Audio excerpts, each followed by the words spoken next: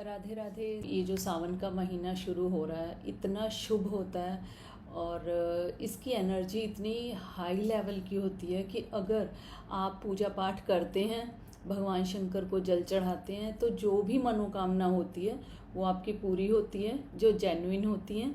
और दूसरी चीज़ ये है कि आप जितना सावन के महीने में आप भगवान शंकर को मनाते हैं, छोटे छोटे उपाय करते हैं, तो उससे काफ़ी गुना फ़ायदा इस महीने में होता है जबकि आप और दिनों में करते हैं। तो एक, क्योंकि ये भगवान शंकर का महीना है तो ये बहुत ही ज़्यादा पावरफुल और एनर्जेटिक माना जाता है। तो इसमें मैं आपको छोटी छोटी सी रेमेडीज़ भी बताऊंगी कि क्या करना चाहिए। सबसे पहले तो भगवान शंकर का ये महीना है तो इसमें भगवान शंकर को जल चढ़ाया जाता है। जल उनको अति प्रिय होता है और अगर धार के साथ जल चढ़ाया जाए तो वो तो भगवान शंकर को बहुत प्रिय है। जैसे श्रृंगी होती है, श्रृंगी से अगर आप जल चढ़ाते हैं और मंत्रोच्चारण करते हैं, ओम नमः शिवाय या जो भी मंत्र आप करते हैं, तो उसका आपको 1000 गुना फल मिलता है। और अगर आप डेली पूरे साल नहीं जा सकते हैं मंदिर, तो इस सावन के महीने में तो आपको भगवान शंकर को मनाने के लिए ज़रूर से मंदिर जाना चाहिए, उनको जल चढ़ाना चाहिए। मंदिर जाने और घर में जल चढ़ाने में इतना फ़र्क होता है कि जैसे मंदिर में प्राण प्रतिष्ठित भगवान होते हैं तो रेगुलर बेसिस पे वहाँ पे आरती और भोग प्रसाद ये सब किया जाता है। कई बार घर में हम इतने रेगुलर तरीके से नहीं कर पाते और वहाँ की तो एनर्जी ही बहुत हाई लेवल की होती है। तो थोड़ा टाइम भी अगर आप वहाँ पे स्पेंड करते हैं तो आप खुद में इतना एनर्जेटिक कॉन्फिडेंट फील करेंगे, तो ऐसा लगता है कि हाँ अब सब कुछ पॉसिबल है। क्यों? क्योंकि भगवान शंकर की एनर्जी इस तरह की है कि जो ब्रह्मा जी के लेख को भी बदल सकती है। आपको अगर किसी ने, एस्ट्रोलॉजर ने या किसी ने भी बता दिया कि आपके भाग्य में ये चीज़ नहीं है, मान लीजिए संतान सुख या ग्रह सुख या शादी या कोई भी प्रॉब्लम आप फेस कर रहे हैं, तो उन्होंने कह दिया ये चीज़ नहीं है पॉसिबल, तो इस महीने में आप जरूर से भगवान शंकर से प्रार्थना कीजिए, टाल सकते हैं। तो इसमें क्या करना चाहिए आपको?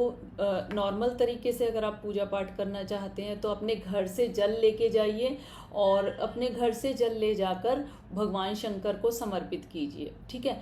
और अगर आप थोड़ा सा और एफर्ट कर सकते हैं तो अपने घर से जो जल लेके जा रहे हैं ना, एक छोटा सा लोटा या छोटा सा एक पात्र और लेके जाइए कि आप भगवान शंकर को 108 बार, उससे 108 बार जल चढ़ाएं।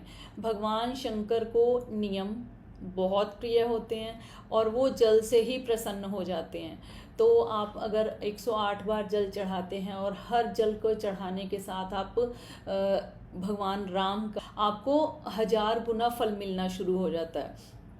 तो जैसे कई बार ऐसे होता है, कुछ ऐसे टाइम होते हैं कि उन दिनों में अगर आप अपने गुरु मंत्र जितनी बार उन्होंने बताया है आपके गुरु ने या जितनी बार करना चाहिए, अगर वो मंत्र आप करके सिद्ध कर लेते हैं तो इसका मंत्र को या जो मंत्र सिद्ध करना चाहते हैं उसको लेके अगर आपको महसूस होती है, ऑब्स्टिकल आती है लाइफ में, तो उस मंत्र को थोड़े सा 11 या 21 बार करने से ही आपको वो फल मिलता है कि आपको साक्षात रूप में, मतलब इस तरह से महसूस होता है कि आप एकदम से उस स्टकनेस से या उस प्रॉब्लम से निकल गए। तो इस तरह से आप 108 बार अगर जल चढ़ाते हैं तो भगवान शंकर को बहुत प्रिय है। और अगर कोई मनोकामना आपकी अभी तक पूरी नहीं हो रही है तो उसके लिए आपको क्या करना चाहिए? आपको बिल्व पत्र लेने चाहिए, 108 बिल्व पत्र लीजिए। जैसे सोमवार को चढ़ाने हैं आपने, तो संडे को बिलपत्र लाइए और उसके बाद उसको धो के पोंछ के वाइट कलर के साफ कपड़े में आप उसको रखिए, ठीक है।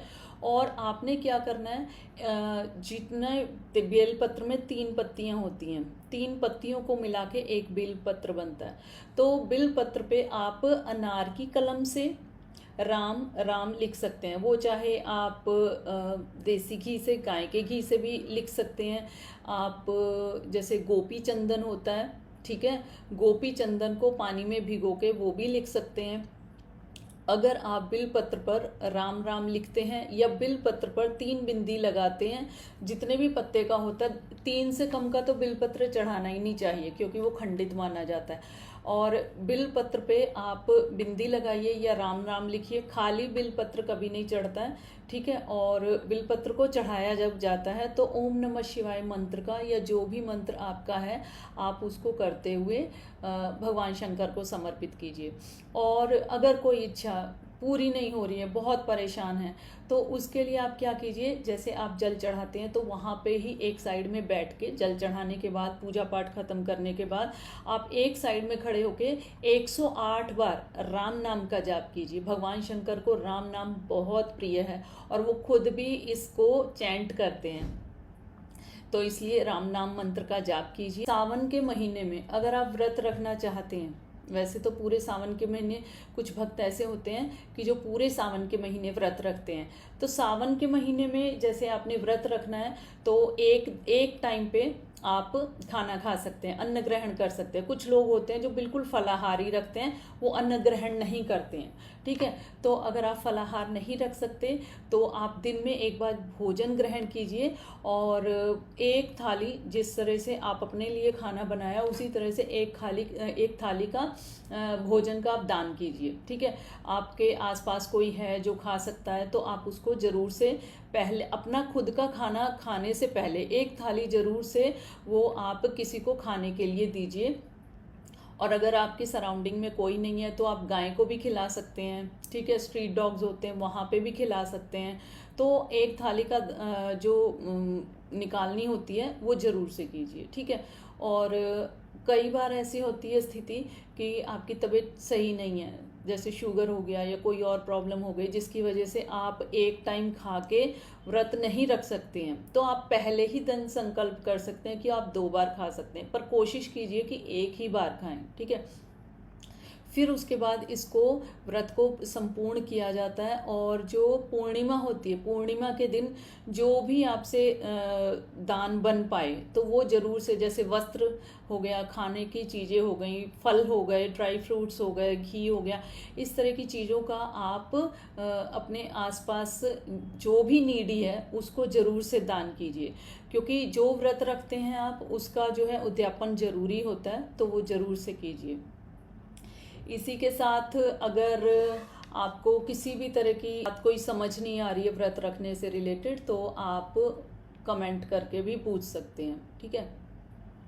और इसी के साथ ही आप कुछ ना कुछ ऐसा नियम बनाइए कि आप पूरे सावन के महीने में एक नियम को जरूर से फॉलो कीजिए। मान लीजिए अगर आपने सोच लिया है कि आप ज़्यादा कुछ नहीं कर सकते, तो एक लौंग का जोड़ा ही भगवान शंकर को चढ़ा सकते हैं, तो पहले दिन से वो जोड़ा जरूर से चढ़ाइए और भगवान शंकर को जल चढ़ाइए, ठीक है।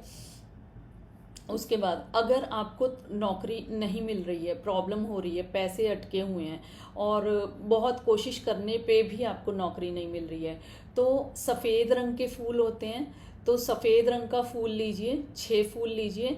उन 6 फूलों को के ऊपर जो फिटकरी होती है ना, फिटकरी पाउडर स्प्रिंकल कीजिए, भगवान शंकर को जल चढ़ाइए और ओम नमः शिवाय बोलते हुए वो 6 फूल चढ़ाइए।